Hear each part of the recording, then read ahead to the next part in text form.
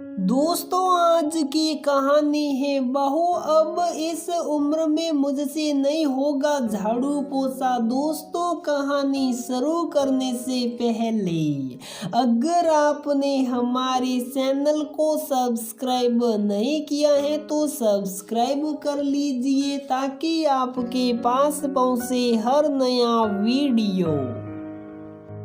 हम लोग 15 दिन और रहने वाले हैं ना। दिवाली के बाद 3-4 दिन अपनी मम्मी के पास हो आऊं। पिछली बार भी नहीं जा पाई थी। साय देते देते पतिदेव से पूछा आस्था ने, तुम यहाँ आती ही क्यों हो बहू? जब देखो मायका मायका करती रहती हो। पूरा साल फ्री ही तो रहती हो शहर में, 4 दिन ससुराल में भी रह लो। हम भी तो जाने तुम्हें क्या क्या आता है।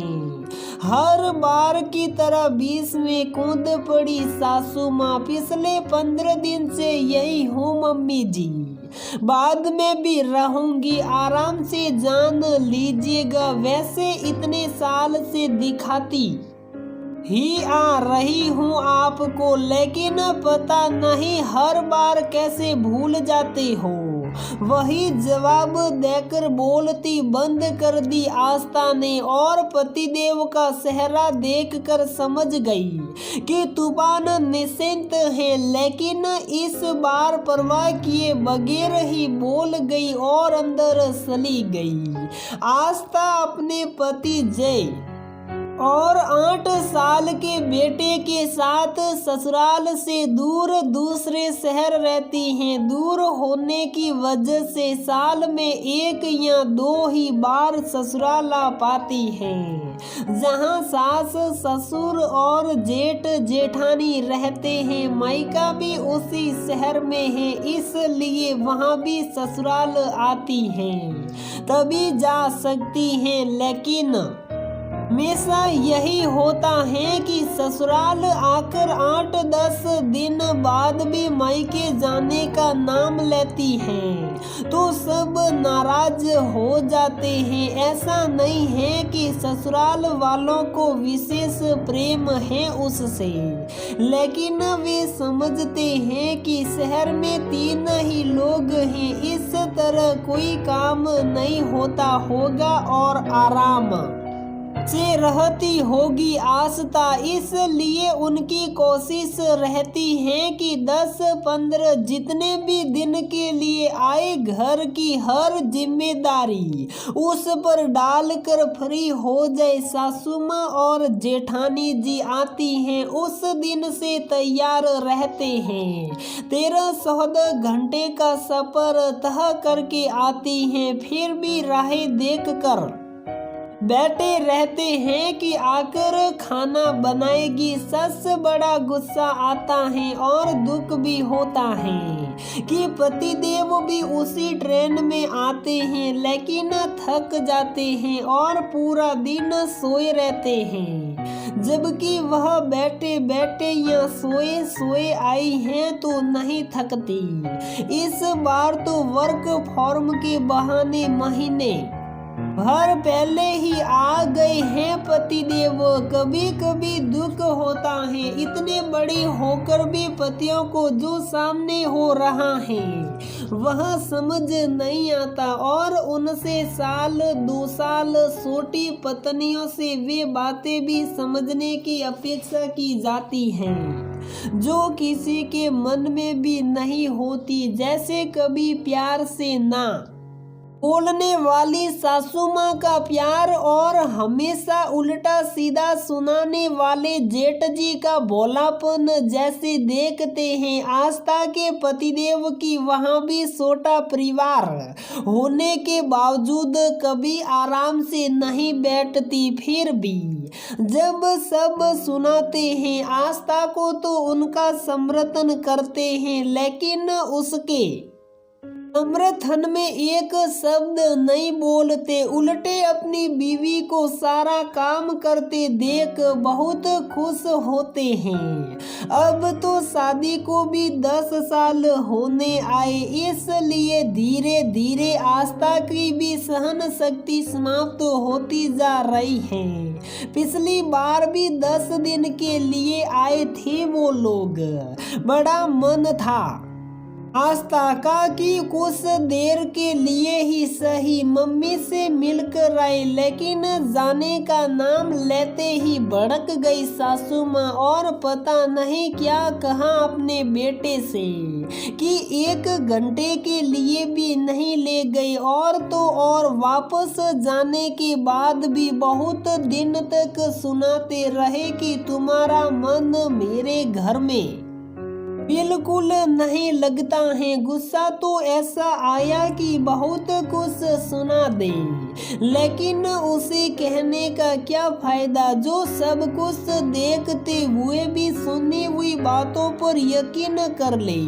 वैसे भी अब शस्त्र हो चुकी है आस्था इस कानाफूसी और नाराजगी के सिलसिले से, जो हर बार वहां जाकर शुरू होता है। बहुत कोशिश की उसने कि किसी तरह खुश रखे सबको, साई काम ज्यादा कर ले, मायके नहीं जाए, सबको खुश तो रख पाएगी, लेकिन ऐसा कुछ हुआ नहीं। इसलिए अब उसने तय कर लिया है कि इस बार से पूरी कोशिश करेगी कि सिर्फ पतिदेव से लड़ने या नाराज होने की बजाय समस्या की वजह का इलाज करे, और इस बार पूरी तरह से तैयार है वह। सासू माँ को जवाब देकर किचन में आई ही थी कि पीछे पीछे आ गए पतिदेव और उनके पीछे सासू माँ। ऐसे कैसे जवाब दे सकती हो तुम, हमसे प्यार करती हैं इसलिए तो रोकती हैं, सच ही तो कहती हैं पूरा साल आराम ही तो करती हो, फिर मायके जाने की क्या जरूरत है। सिड़ते हुए बोले वे, सही कहा आपने, ठीक है नहीं जाती हूँ, 2 महीने बाद चली जाऊंगी, वैसे भी अभी यहीं रहने वाली हूँ। आस्था ने कहा, रहने वाली हो मतलब तुम्हें पता है ना 15 दिन बाद की टिकट है हमारी। हाँ तो क्या हुआ, मेरे और बबलू की जगह मम्मी जी पापा जी चले जाएंगे। इस बार तो होली तक रहूंगी यहाँ, ताकि सबका मन भर जाए। क्यों मम्मी जी, सही है ना, इस बार आप चले जाइए इनके साथ, मैं यहाँ ससुराल में रह लूंगी। सासू माँ को संबोधित कर बोली वह, मैं क्या करूंगी वहां जाकर, नहीं मुझे तो पता नहीं चलता तुम्हारे घर में। शक पकाकर बोली सासू माँ, हाँ मम्मी क्या करेगी जाकर, साथ ले ही जाना है तो तुम भी चलो, वरना वहाँ भी आराम नहीं मिलेगा उन्हें। जय ने कहा, आराम ही तो है, वहाँ क्या काम है जो थक जाएगी, मैं भी तो बैठी ही रहती हूँ वहाँ, भला 3 लोगों का कितना काम। आस्था ने सौका मारा, मुझे सुनाने के लिए कह रही है ना बहू, लेकिन खाना बनाना और रोज के काम कोई काम नहीं होते हमारे यहाँ, पता नहीं है तुम्हें कितने लोग आते हैं, कितनी बार चाय नाश्ता देना पड़ता है, बाहर के काम होते हैं, इतना बड़ा घर है तो साफ सफाई भी बढ़ जाती है। अपने ऊपर आते देख सफाई दी सासू माँ ने, मैं वह सब करने को तैयार हूँ मम्मी जी। मैंने कहा ना, मैं यहाँ रहूंगी, आप तो जाइए इनके साथ आराम कीजिएगा। हाथ जोड़कर बोली आस्था, कैसे काम नहीं है, यहाँ तो बाई भी आती है, वहाँ तो वह भी नहीं आती, सारा काम हाथ से करना पड़ता है। मुझे तो समय मिलता नहीं कि सब्जी और राशन लेने जाऊं, वह कैसे करेंगे मम्मी पापा। जहने आपत्ति जताई, ऐसा है क्या, तब तो बिल्कुल नहीं आएंगे, मुझसे नहीं होगा।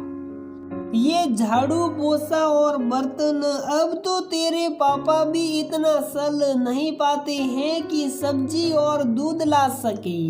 घबराते हुए बोली सासू माँ, ये सब आपके लिए तो काम है और मेरे लिए आराम। वाह पतिदेव, काश कभी मेरे लिए भी इतना सोचा होता, मैं भी आपकी बीवी हूँ, कोई मशीन नहीं। इसका मतलब तो ये हुआ कि आपकी नजर में मैं इंसान भी नहीं हूँ। फिर क्या फायदा आपके साथ जीवन भर रहने का, जब आपको ना फिक्र है ना हमदर्दी। इससे अच्छा एक बाई ही रख लीजिएगा, कम से कम पैसा दोगे तब तो काम की कीमत पता चलेगी।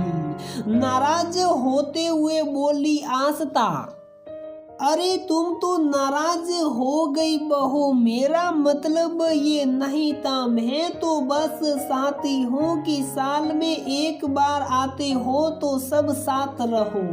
हमारा भी मन करता है अपने पोते के साथ खेलने का, बेटे के साथ रहने का और बहू के हाथ का खाना खाने का।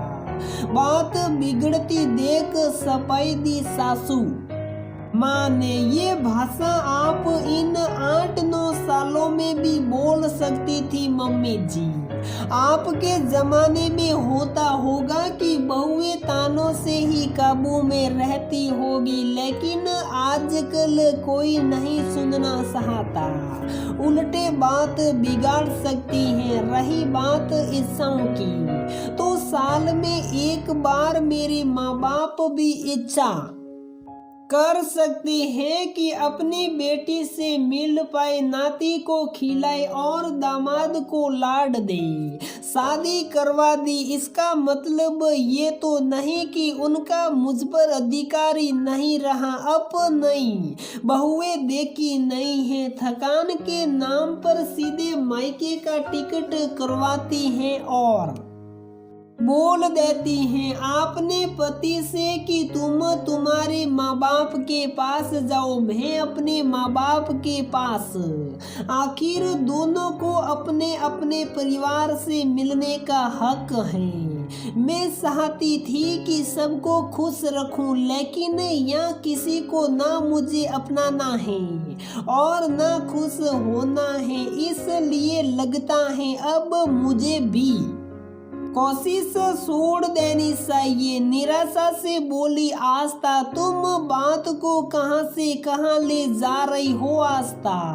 मम्मी ने कहा तो सही, सब साथ रहना चाहते हैं। जहन ने कहा साथ रहना है तो साथ देना पड़ेगा पतिदेव। इस तरह एक तरफा कर्तव्य नहीं निभाए जाते। मैं अगर आपकी बात मानती हूँ तो आपको भी मेरी भावनाओं का सम्मान करना आना चाहिए। और हाँ, इस बात पर भी कोई नाराजगी हो तो लड़ झगड़ कर यही सॉल्व कर लेना। हमेशा की तरह 2 महीने तक मुंह फुलाकर घूमने वाला नहीं चलेगा, वरना मैं तो चली मायके, वो भी परमानेंटली किचन का दरवाजा बंद करके सलती बनी। आस्था और एक दूसरे का मुंह ताकते रह गए माँ बेटे।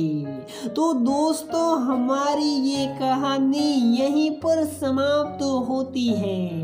अगर आपको हमारी ये कहानी पसंद आती है तो प्लीज वीडियो को लाइक करें, शेयर करें और हमारे चैनल को सब्सक्राइब जरूर करें।